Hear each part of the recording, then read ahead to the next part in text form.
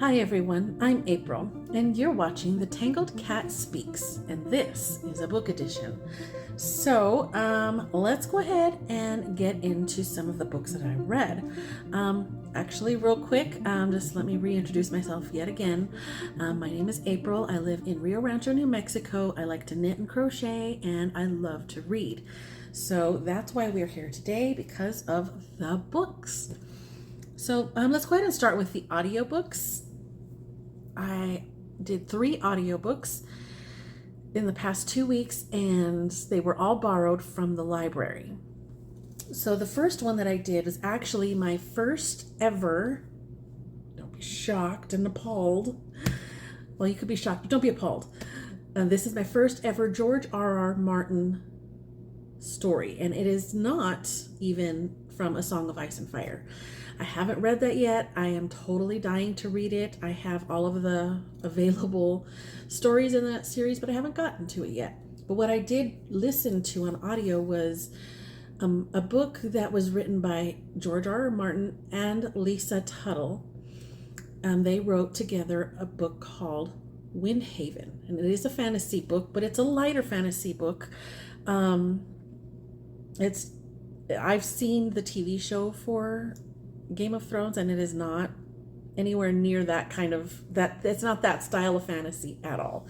This book, Windhaven, is much lighter, and it follows some people who live on some islands, and in particularly this one island, and it's kind of in an era where they don't have like industrial technology. And one of the things that they do have to learn there is how to, they call it flying, they're flyers. I feel like it's more like gliding, just the way that it's described. But these flyers are the ones that go around and they kind of check things, and they can go and deliver messages mostly. Like, let's say somebody gets hurt on this island, they can send one of the flyers to the mainland to go get a healer, stuff like that. So there's this big old to-do about whether or not the main character should be a flyer, because they've also got this tradition where flyers are kept in the family, and it's usually the firstborn, and also it needs to be of a pure-blooded family. And our main character is not from a pure-blooded family, but she was raised by a man who was, and he taught her how to fly, but he always told her, when you come of age, you're not going to be able to do it.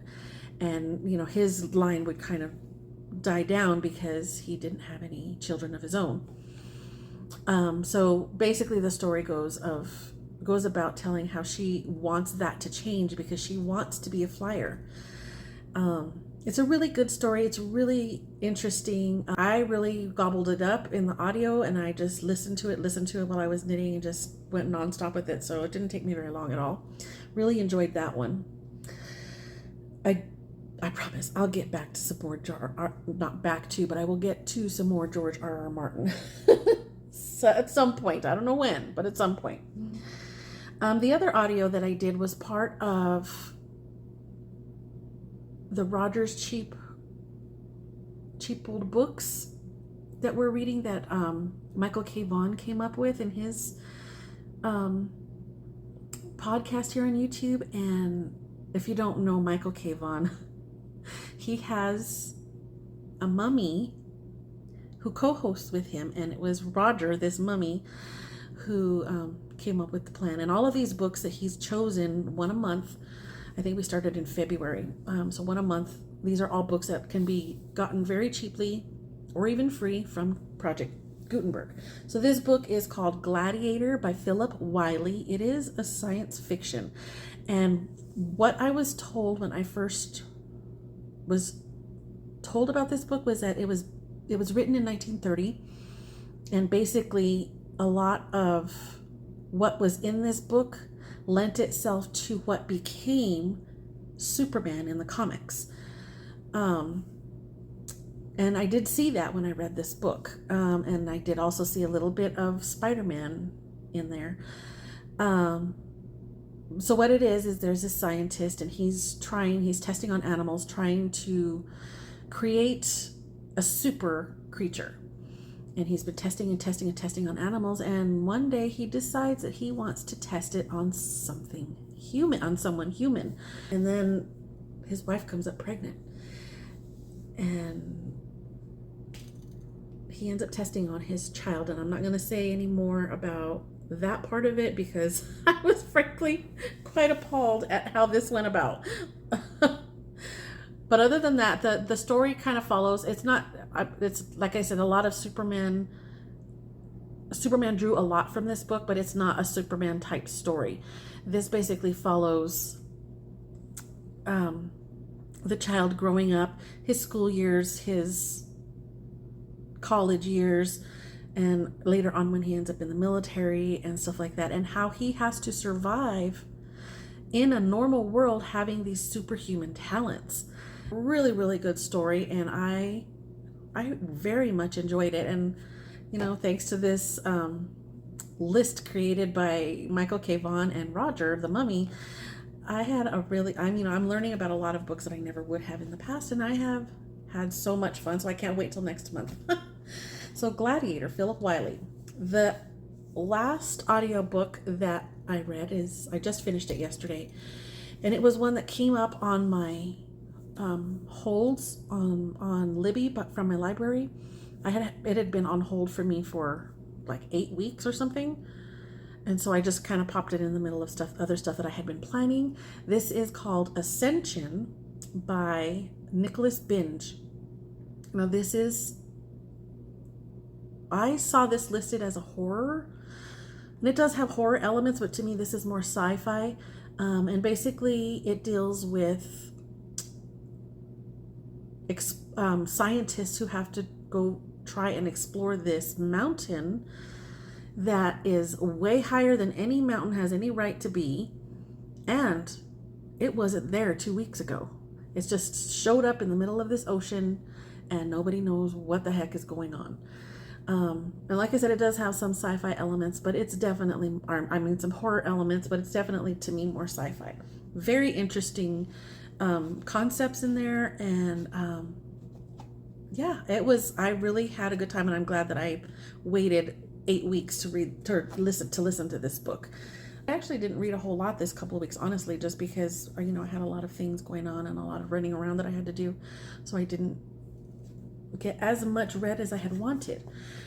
But let's see. So speaking of Michael K. Vaughan, he started he didn't start it. I don't remember who he said started this thing, and it's been a few years that they've been doing it. It's a thing called Garb August. And this is where during the month of August you read books that might be considered trash or garbage according to mainstream readers. That's not to say that they necessarily are garbage, but maybe just the genre, or maybe the book cover, you look at the book cover and you're like, oh, that's going to be junk, so that kind of thing. And they gave us prompts.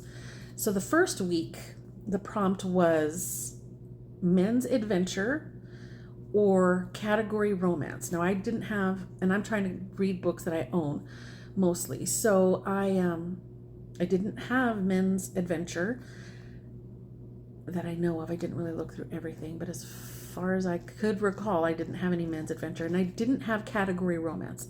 Now I learned that category romance is basically serial romance, and I don't have any of that. The romance that I do have is quite a few of these older 70s or older, 1970s or older Gothic romances. I don't know why I love these things. I do.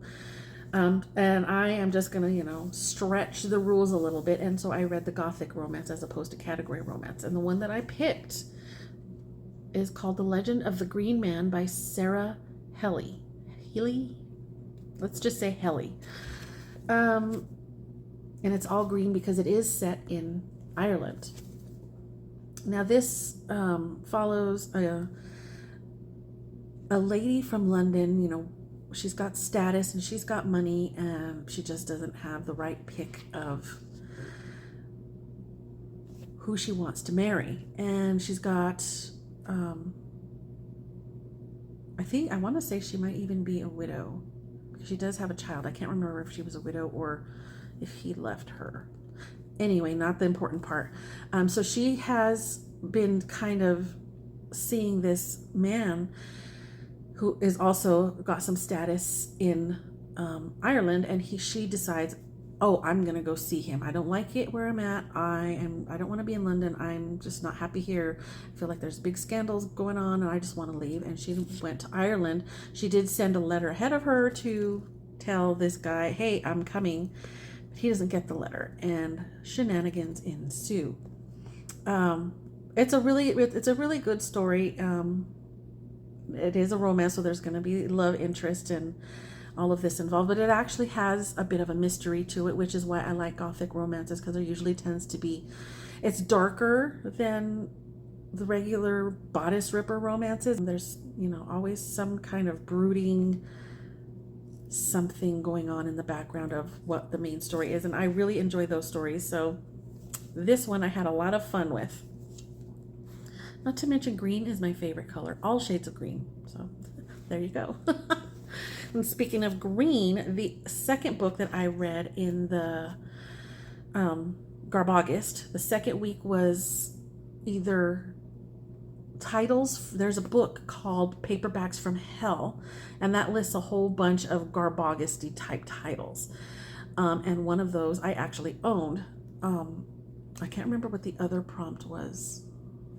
Paperbacks from Hell and something else, but I can't remember. Anyway, I chose Paperbacks from Hell because I happen to actually own The Fog by James Herbert.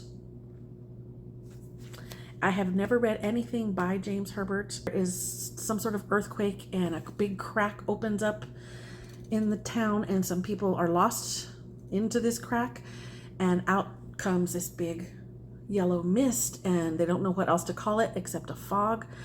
And people who come into contact with this fog, just after a couple of days after having come into contact with it, suddenly become both homicidal and suicidal. And now we need to figure out what's going on. Where is this coming from? They know where it comes from, but how did it come out? Why? What is it? What is going on? And how to stop it? And it is very much a bloody horror type thing. It's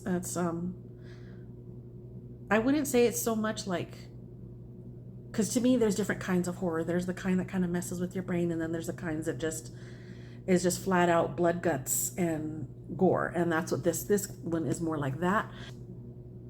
There's a couple of parts that I didn't like because I don't like violent sexual content just for the sake of it. I mean, there could have been anything else that happened to these people and the story would have been the same. Do you know what I mean? Like, it just wasn't crucial, and it was just ridiculous, and I didn't like that part, but the rest of the story was really good. So there you go. So that was The Fog and The Legend of the Green Man for Garbogist. Since we're on that topic, hold on. I do have two other books lined up to read for Garbogist for the third and the fourth weeks. The next one is, what is the first prompt? I don't remember what the prompts are. There was 2 prompts per week, and I chose one, and I can't remember the first one. But the one that I went with was a book by a celebrity. And a few years ago, I had happened to find this in a used bookstore, and I thought, that's interesting. So I got it. It's a book by Lou Diamond Phillips. Yes, from La Bamba. He wrote a book. It's a sci-fi book from the looks of it, and it's called The Tinderbox Soldier of Indira. And it looks kind of cool. So that's going to be what I'm reading next week. And then the fourth week of the month, I got this one because it just looks hilarious. And it's called Frankenstorm by Ray Garton. I don't really know why it's called Frankenstorm, but it looks like just the name itself makes me feel like it's going to be silly and wild at the same time. But the prompt that this one was the fourth week was just anything goes. And you know, this doesn't seem like it's going to be any kind of real amazing literature. So that's why I picked it for my last week of Garb August. So that's going to be coming up. Hopefully I'll get them done the next time I see you all. So I'm going to talk about a couple of books that I am still in the process of reading, and it might take me actually the whole month to finish them. Last time I talked about the series by Tamora Pierce, that I'm reading, The Protector of the Small, and it was some books that I kind of stumbled upon. I didn't have the second book in the series, but I had 1, 3, and 4. So this is the third one. I'm about halfway through this one. The Squire, and this is the young girl who's trying to become a lady knight, but all the odds are against her because nobody wants to train a girl. So at this point, she's past her basic, the initial part of the training where she was learning to be a page, and now she's training for the Squire part of her instruction, and so she is progressing begrudgingly, according to her betters. But this is a YA fantasy, really enjoying it. And this particular cover has a baby griffin. Super cool. I'm really loving this series. It's really light. It's really easy to read, and I can just go through chapters like crazy. But I've been, like I said, I haven't really had a whole lot of time to read, so I didn't finish this one. The other one that I'm still making my way through, and this will probably take me to the end of the month, is The Sea Watch, which is the most current book that I'm reading in the Shadows of the App series by Adrian Tchaikovsky. And they have introduced, okay, this is the series that I've been reading with all the bug people, but now they've introduced sea creature people. It's so wild. I am digging this series so much. I'm having so much fun with it. I'm addicted to this series. I love it. I don't remember what number book this is in the series. I want to say that it is the 6th. When did I start it? Yeah, this is the 6th book. I have to count on my fingers.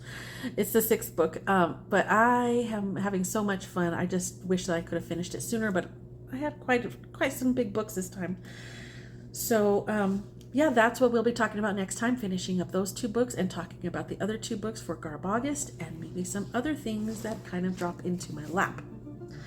Thank you for spending a little bit of time with me while I'm rambling here. You know, I am not professional, and I don't ever plan to be professional. It is what it is. I love books, I love stuff, and I just like to talk about them, and thanks for joining me. Bye.